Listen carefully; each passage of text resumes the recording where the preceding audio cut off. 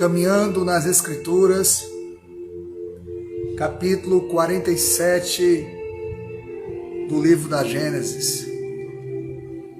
Deus tem nos dado a graça de construir esse caminho. Não é fácil, há muitas lutas, mas o Senhor tem nos dado vitória em todas.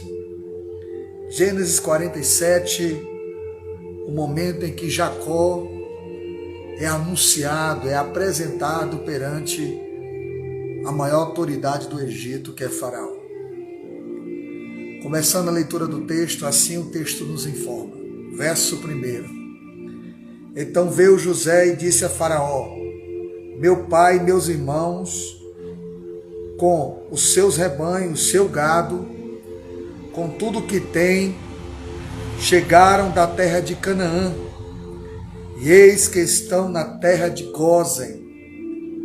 Verso 1, José comunica a Faraó: minha família chegou, meu sangue está aqui presente. Tomou 5 dos seus irmãos e os apresentou a Faraó. Verso 3 agora. Então perguntou o Faraó aos irmãos de José: qual é o vosso trabalho? Eles responderam: os teus servos somos pastores de rebanho, tanto nós como nossos pais. Não esconderam a sua identidade, revelaram quem eram. Disseram mais a Faraó: viemos para habitar nessa terra, porque não há pasto para o rebanho de teus servos, pois a fome é severa na terra de Canaã. Agora, pois, te rogamos, permita habite os teus servos na terra de Gósen. Verso de número 5. Então disse Faraó a José: teu pai e teus irmãos vieram a ti. Verso 6. A terra do Egito está perante ti. No melhor da terra faz habitar o teu pai e teus irmãos. Habitem na terra de Gósen. Se sabes haver entre eles homens capazes, põe-nos por chefes do gado que me pertence.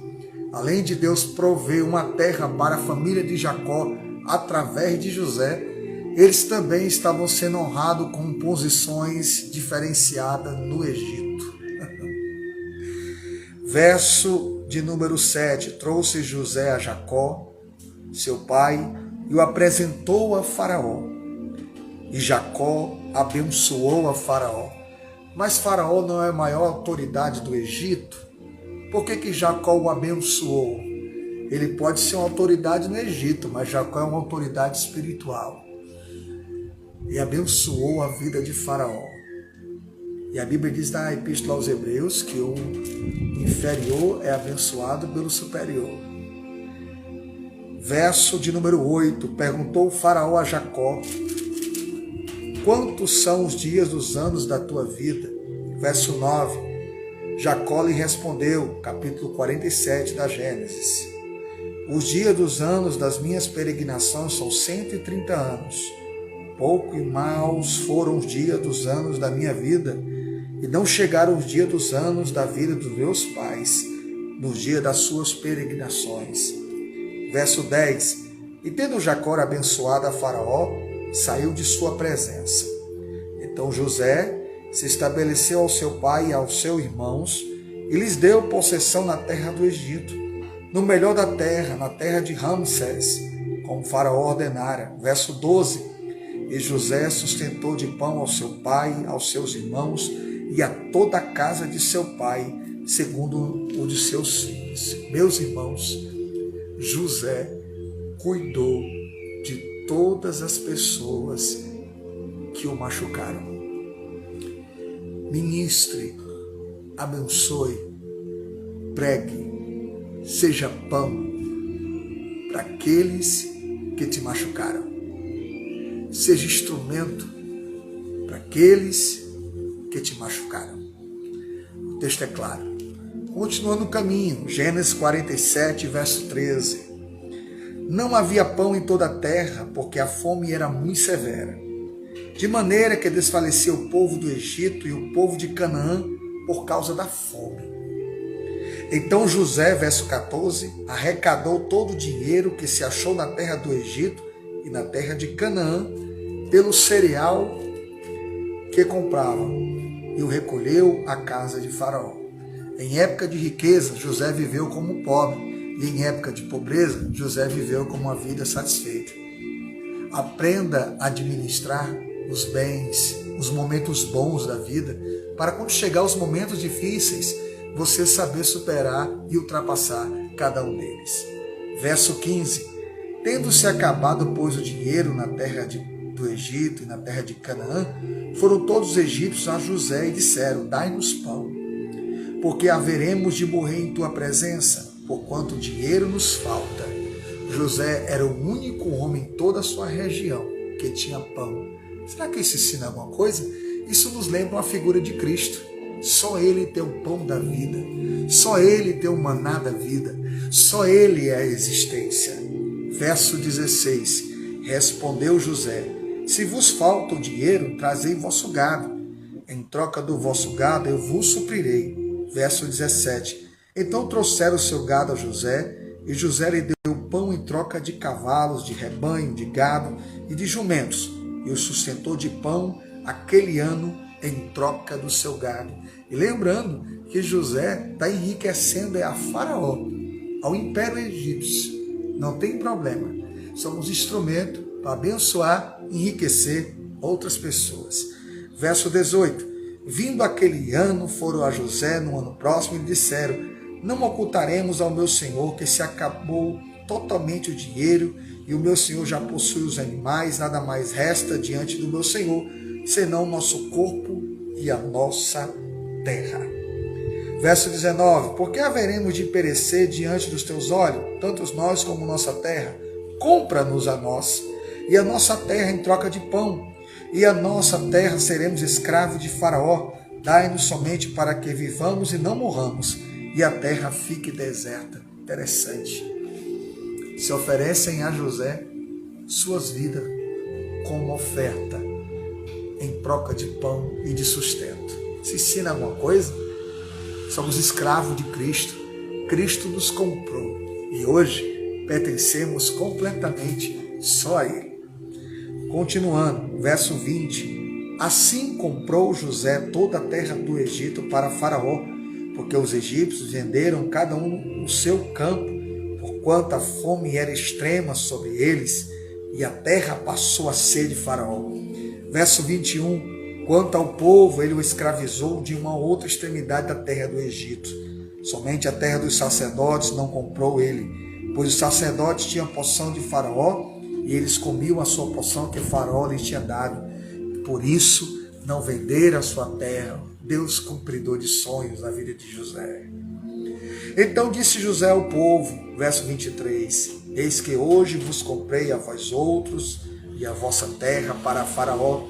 Aí tendes sementes, semeai a terra.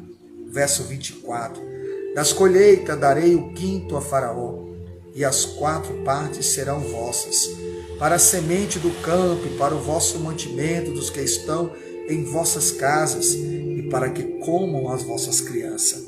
Responderam eles, o povo, verso 25, a vida nos tem dado, achemos mercê perante o meu Senhor, seremos escravos de Faraó. Verso 26, José estabeleceu por lei até o dia de hoje que, na terra do Egito, tirasse Faraó o quinto, só a terra dos sacerdotes não ficou sendo de Faraó. Quando o texto fala até o dia de hoje, está falando para aquele contexto, para aquele momento. Percebam, José se tornou a sobrevivência para povos de sua época. Como ele é uma figura muito precisa de Cristo, Jesus é a única sobrevivência que nós temos para o dia de hoje. Continuando. Assim habitou Israel na terra do Egito, na terra de Gósen. Nela tomaram possessão e foram fecundos e muitos se multiplicaram.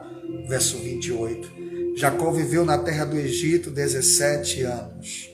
De sorte que os dias de Jacó, os anos da sua vida, foram 147 anos. Ele chega com 130 anos e parte com 147 anos. Verso 29. Aproximando-se, pois, o tempo da morte de Israel, chamou a José, seu filho, e lhe disse: Se agora achei mercê em tua presença, rogo-te que ponha as mãos debaixo da minha coxa e uses comigo de benevolência e de verdade. Rogo-te que não me enterres no Egito. Jacó pede: por favor, eu vou partir, leva os meus ossos daqui. Percebam que todo eleito no Antigo Testamento, todo aquele que tinha revelação, ele pedia: leve os meus ossos daqui. Verso de número 30.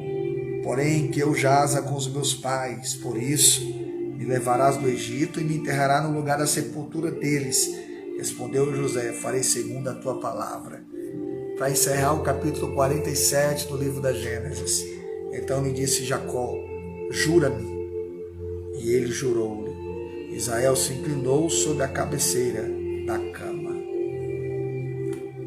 E eu termino dizendo: Jacó pede para que os seus ossos sejam levados dali e seja sepultado juntamente com os seus pais.